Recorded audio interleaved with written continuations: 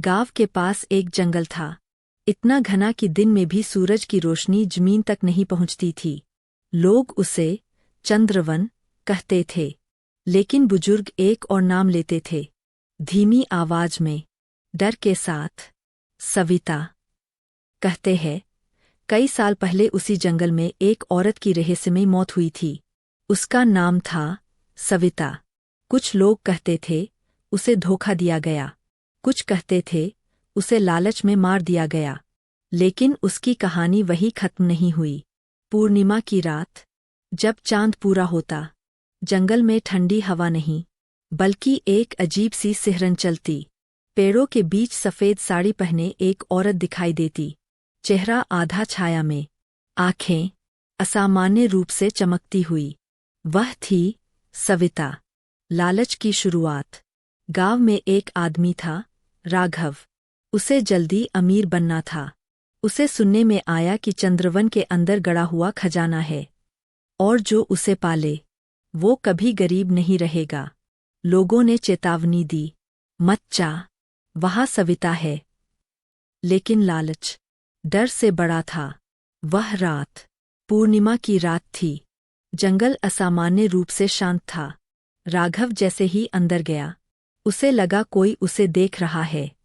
सूखे पत्तों पर कदमों की आवाज, लेकिन पीछे मुड़ने पर कोई नहीं।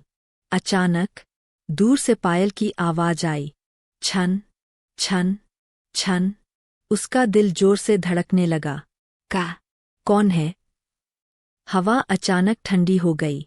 उसकी सांस से धुआं निकलने लगा, जैसे सर्दी हो।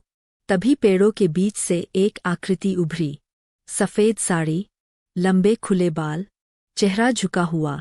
राघव ने सोचा, कोई औरत रास्ता भटक गई है। वह पास गया। तुम यहाँ क्या कर रही हो? धीरे धीरे उसने अपना चेहरा उठाया। उसकी आंखें पूरी तरह काली थीं, बिना पलक झपकाए, सीधा राघव को देख रही थीं। वह मुस्कुराई, लेकिन वह मुस्कान इंसानी नहीं थी, असली रूप। तुम धन लेने आए हो? उसकी आवाज एक साथ कई दिशाओं से गूंजी। राघव पीछे हटने लगा।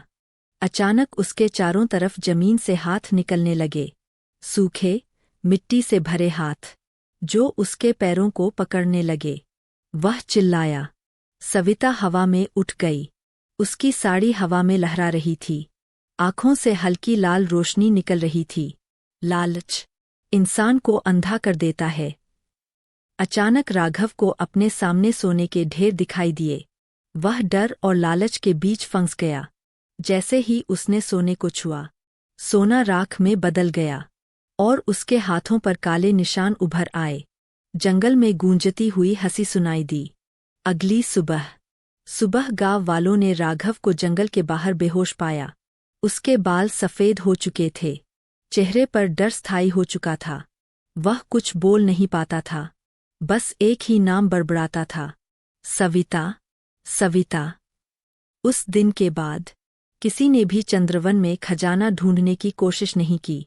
लेकिन आज भी, पूर्णिमा की रात, अगर आप ध्यान से सुने, तो जंगल से पायल की आवाज आती है, छन छन छन, और कोई धीमी आवाज कहती है, लालच मत करना, क्योंकि सविता अब भी वहीं है।